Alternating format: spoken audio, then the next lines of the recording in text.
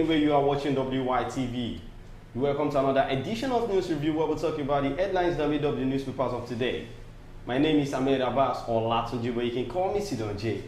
And in the studio today I have Theosi Adeshina is my name. The sponsor for this show is still Nokpa Abbas, and you can as well be one of our sponsors. You can call the number on the screen, or you can send us a DM and we'll get back to you as soon as possible. Today, I'll be starting with Punch newspaper. Tinubu suspends REA boss, directors over alleged 1.2 billion naira fraud. Kaduna crash.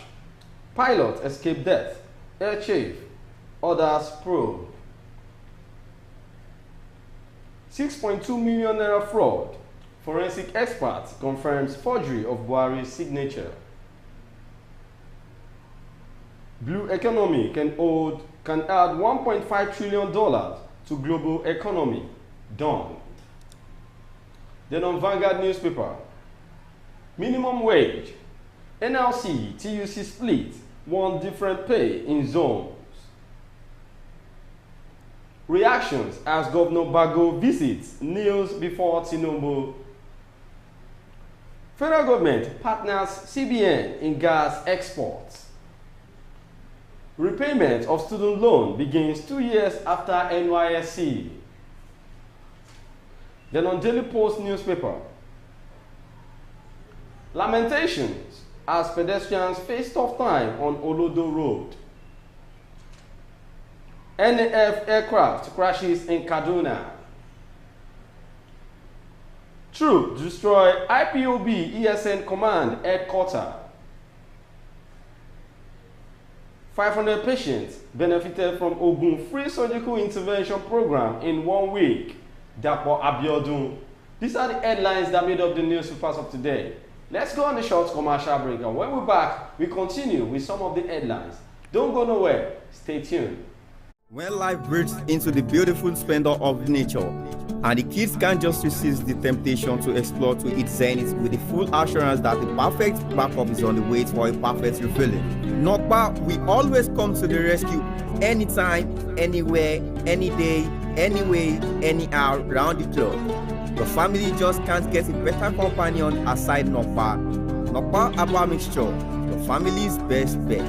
With Nokpa, healthy living is guaranteed for me and my family. Nokpa for management of power. You're welcome back from that short commercial break, and that's our sponsor, Nokpa Abbas, that produces Nokpa Abba Bitter, Abba Cool, Abba Flusher, Abba Tonic, Abba Powder. And you can as well try one of the products today and come back in the comment section to tell us how you feel about the product. Well, let's move on to the first headline of today, which is reactions as Governor Bago visits kneel before Tinubu. Did you see the picture? I saw the headline too. No, it's not even the picture. Yeah, the picture. Yeah, I saw the picture. What I feel is, number one, I felt Tinubu is an elderly person and is old to be the governor's father normally. But politically, officially, to me, it does not make any sense. If it's not going to be official, like if it's not going to be on paper or on the news, if they are private, if they are in private, they can do that kind of thing. But then this one that people have started dragging themselves on Twitter, dragging the governor and saying all sorts of things. Well, let's go into the body of the news. The Niger State Governor Umaru Bago paid a visit to President Bola Tinubu yesterday at the presidential villa in Abuja, the nation's capital. A photo of the said visit showing Bago kneeling before Tinubu has, however, became the talk of the town, eliciting reactions from many Nigerians. How do you feel about it? Like a governor kneeling for the president? Well, to me, I can't say it is not making sense.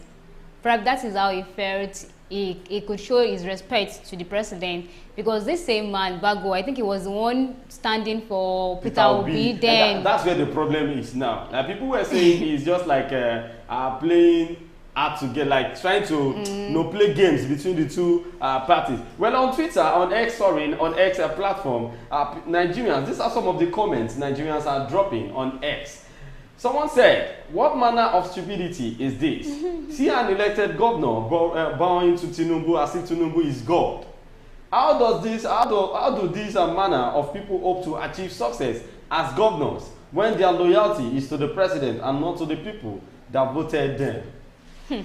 Now, if I want to say something on this, I could say normally Tinubu is the president of Nigeria, we all know, and you give respect to who respect is due. So you don't have to tell us that because he's a governor, he needs to be bowing down for you because you're the one that voted for him. And the thing is that it's not that Tinubu even demanded for the kneeling down. Exactly. It was the one that knelt down to show his respect. Yes, so to me, the fact that people are looking up to you that, oh, you are the one that governs us, is not supposed to do that. But this person, Folayan Adewale, before I even go to Folayan Adewale, this person said even Tinubu never bowed for any let me say senior politicians since he has become since the time he did Lagos State governor, he has never bowed down for any politician.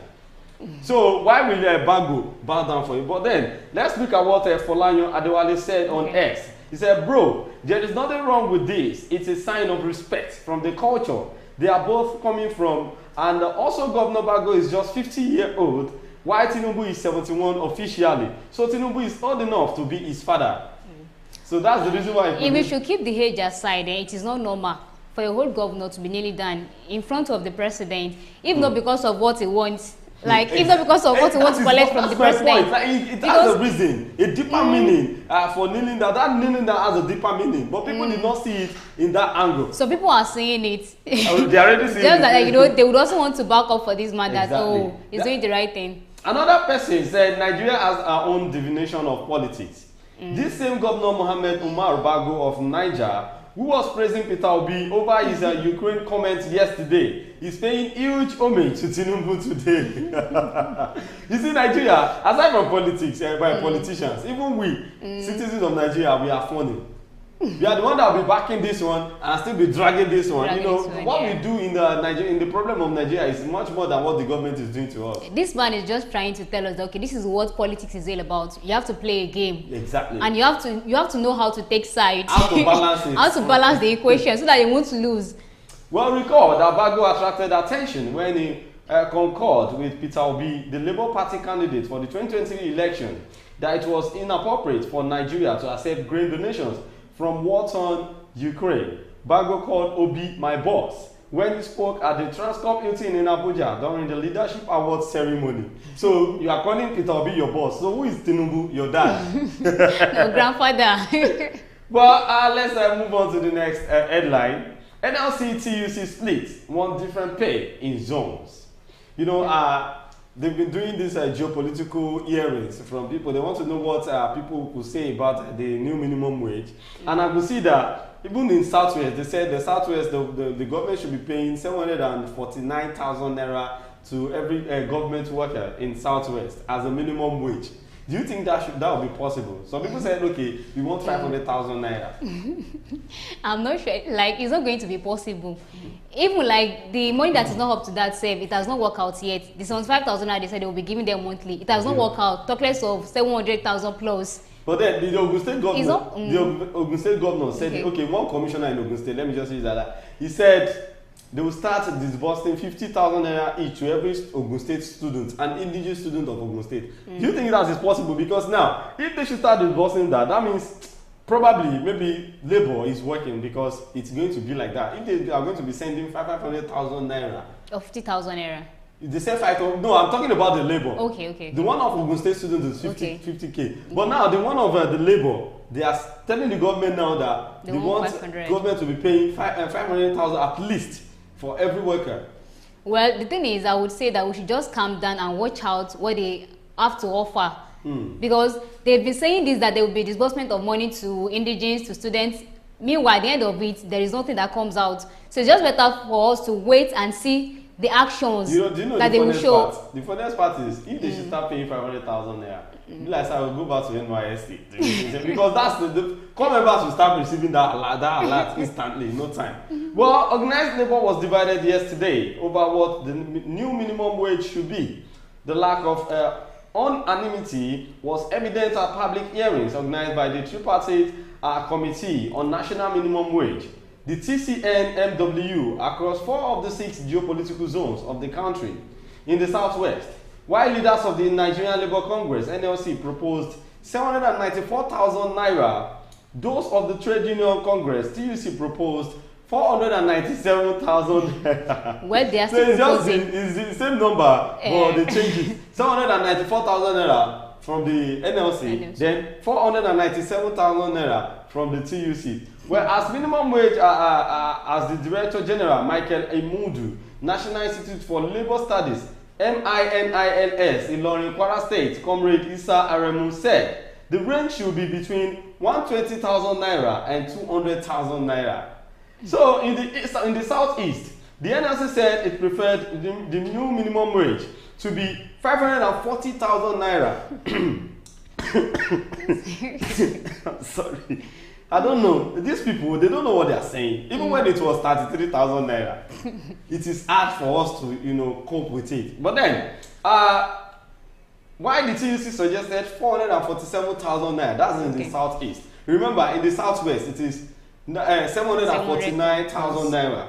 And the TUC said 497,000 naira. But here in the southeast, they said they prefer 540,000 naira as minimum wage. But TUC said they prefer, or they suggested, 447,000 naira. However, South workers proposed 850,000 naira, with their northwest counterparts angling for 485,000 naira minimum wage. So this happened as northwest governors shunned the parley with their southwest colleagues, saying it will be hard to sustain higher wages for their workers without a significant adjustment in some of the narratives in the national economy, such as revenue sharing formula.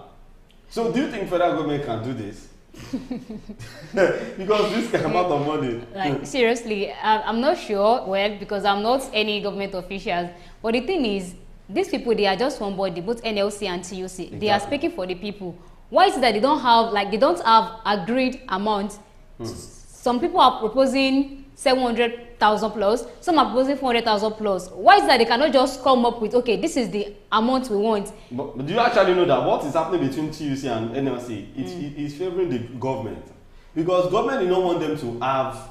To be in one accord. You understand? To have one mouth. Like, they should use one mouth to tackle the government. They just want them to be arguing and time. So even if the federal government want to consider their proposal, like imagine different amounts of money, as it is now, it can never be considered. As it is now, I am feeling like government will just bring out their own amount and say this is what we can afford. We can afford. Since the two parties cannot agree.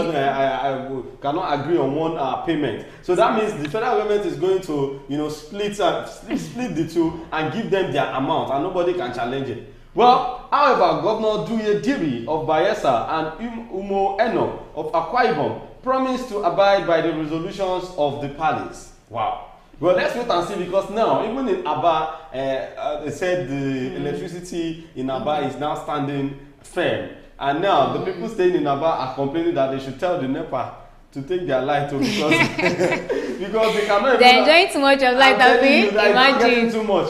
So I'm saying it like they should try to regulate it themselves. You can off your freezer and off any other thing that could, get spoiled through the electricity. Well, this is where we are going to be ending it on the show today. Don't forget to follow us on all our social media platforms on YouTube, TikTok, Instagram, X at Wisdom Yard Online TV. My name is Ahmed Abbas Olatunji, but you can call me Sidonji. Thank you so much, Toyo, for joining on the show. It's a pleasure. We'll see you again next time on this particular show. That will be next week. Be good and enjoy the rest of your weekend. Bye for now.